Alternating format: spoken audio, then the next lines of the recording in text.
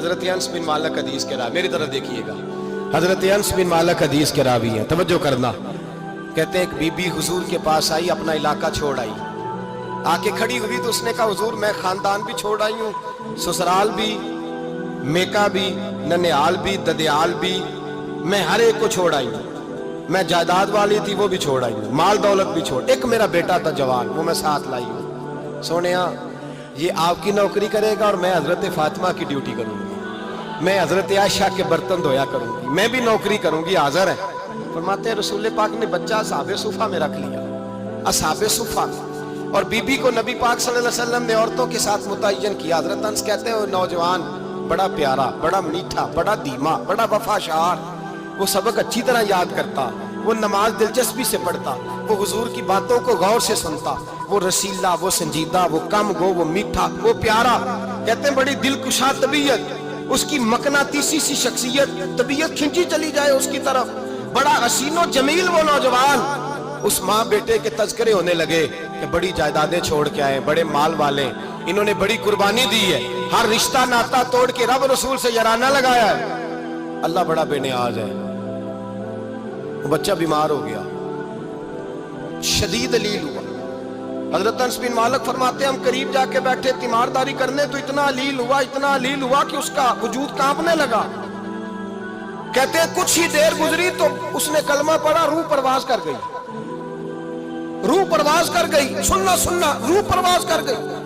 کہتے ہیں نبی پاک صلی اللہ علیہ وسلم کو بلایا، حضور آئے تو آنکھوں میں آنسو۔ نبی پاک صلی اللہ علیہ وسلم نے سر پہ ہاتھ پھیرا اور پہلے حضور نے جملے ارشاد فرمایا تم غسل دو، کفن دو، میں خود اس کا جنازہ پڑھاؤں گا۔ پھر حضور نے فرمایا نہیں، اسے غسل نہیں دینا، ارادہ بدل گیا، پروگرام تبدیل ہو گیا، اسے غسل نہیں دینا، کفن نہیں دینا۔ حضور کیا کرے؟ فرمایا اس کی اماں کو جا کے بتاؤ۔ یہ نہیں فرمایا بلا کے لاؤ، اماں کو جا کے بتاؤ۔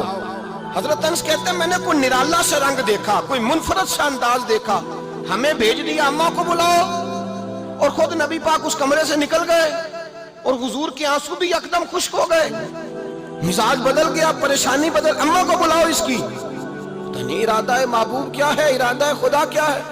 کہتے اس کی اماں کو جا کے خبر دی تو ماں کو تو بس کوئی اتنا بتا دے کہ بیٹا سائیکل سے گر گیا ہے، سائیکل سے گر گیا ہے۔ اماں ساری رات سوتی نہیں۔ ایک شاعر نے کہا تھا ایک مدت ہوئی میری ماں نہیں سوئی، میں نے ایک رات کہا تھا مجھے ڈر لگتا ہے، ایک رات کہا تھا مجھے ڈر لگتا ہے۔ یہ اپنے اپنے رنگ ہوتے ہیں، اپنا اپنا انداز ہوتا ہے۔ رمضان شریف کا مہینہ آتا تو میری اماں جی کہاں گری کا تیل منگاتی، چیزیں منگاتی، اور پھر زبردستی میں منع کرتا کہ اماں جی نہیں آپ کیا کر رہی ہیں، میں تو تیل ویسے بھی ذرا کم استعمال کرتا ہوں، تو رگڑ رگڑ کے، اور نہیں کتابیں بڑی موٹی ہیں، فلاں چیز بڑی موٹی، اس کا رنگ تھوڑا نرالا ہے۔ اور یہ جو ماں کا رنگ ہے نا، اس جیسا رنگ دوسرا ملتا بھی کوئی نہیں دنیا میں۔ یہ اپنی مثال آپ ہی ہے۔ اماں کو کہا تیرا بیٹا، اماں ذرا دوڑی، گری، پھر اٹھی، پھر گری، پھر اٹھی، پھر گری، روتی ہوئی آئی۔ کہتے ہیں پیچھے وہ روئی، لیکن جب بیٹے کی میت کے قریب آئی تو اب نہیں روئی۔ کہتے ہیں ہمارے چہروں پہ نظر دے ڈالی اور کہنے لگی تمہارا کلاس فیلو فوت ہو گیا ہے، واقعی چلا گیا ہے؟ کہاں پردہ کر، واقعی کہاں؟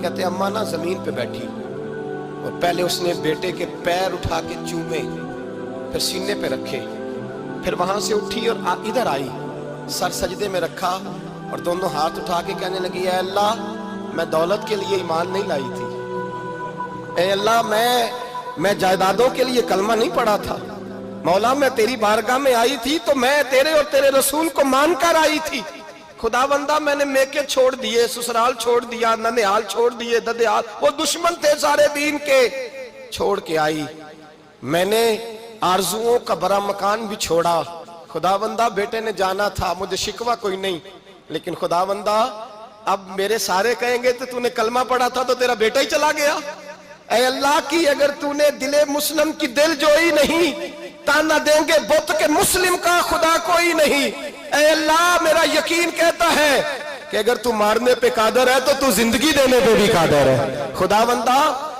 بندہ کافروں کو راضی نہ کر، وہ خوش ہو جائیں گے، وہ مجھ پہ تانے کسیں گے، پھپتیاں کسیں گے، اے عرش کے مالک रहमत का दरवाजा खोल, मैं तेरे नबी की बारगाह नाज में रहती हूं, नजर फरमा।